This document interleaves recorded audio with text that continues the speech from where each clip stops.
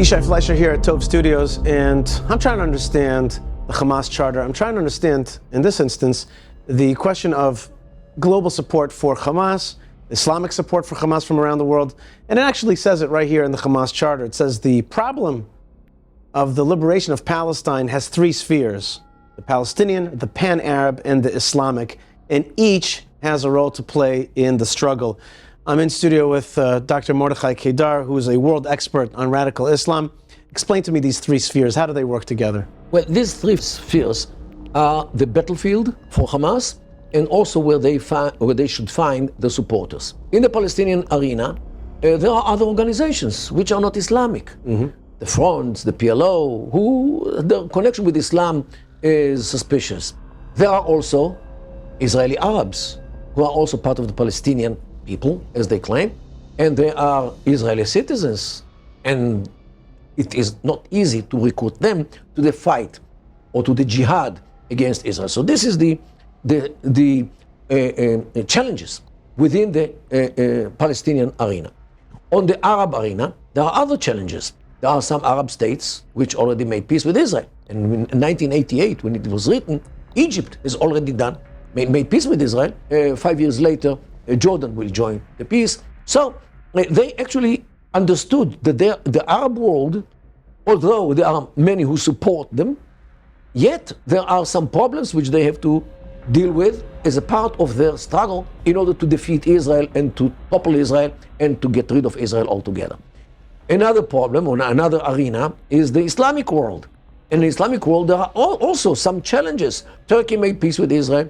So they have, on one side, supporters like Iran since 1979 in the Islamic world, and other problems like Turkey, which has relations with Israel. So they definitely have to work in all these three spheres, and this is why they talk about this. I had Richard Kemp on recently, and he says to me that one of the main goals of Hamas right now is to actually cause the world to detach from Israel, to cause the international community in places like Harvard or Cornell or Columbia to detach itself from Israel. And that's one of the spheres that they're operating in. Is that what they're talking about when they talk about the three spheres? This is the fourth one, the international, mm-hmm. the sphere of the infidels, Christians and other countries which are not Islamic. Western Europe, United States, Canada, Australia. These countries are a problem because they are supporting the only democracy in the Middle East, the state of Israel, and now we have to recruit them. How do you do it?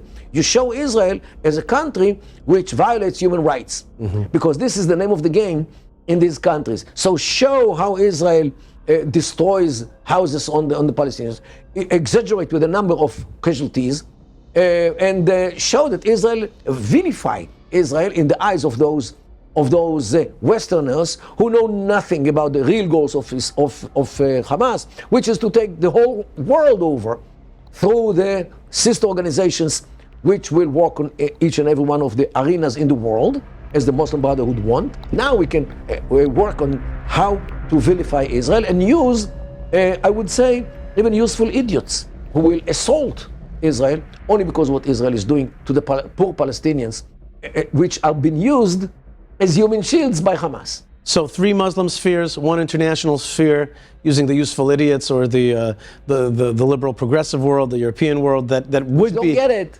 They just don't get it. They just don't understand it, and use them all to weaken Israel with the eventual goal of destroying it. And the main supporter, Qatar, actually recruited Al Jazeera day and night. For the last month, they show nothing else. Only what happens in Gaza. Why? Because Hamas state in Gaza is a project of the Qataris. The Qataris sponsored it with $1.5 billion. They actually were behind it, as they were behind Morsi in Egypt. Everywhere in the world where there's a chance to put the Muslim Brotherhood in the government, the Qataris are there to support it. Tools at the disposal of the jihad against Israel, from the international community to Qatar to inside Israel and the Palestinian movements. Dr. Mordechai Kedar, thanks for elucidating.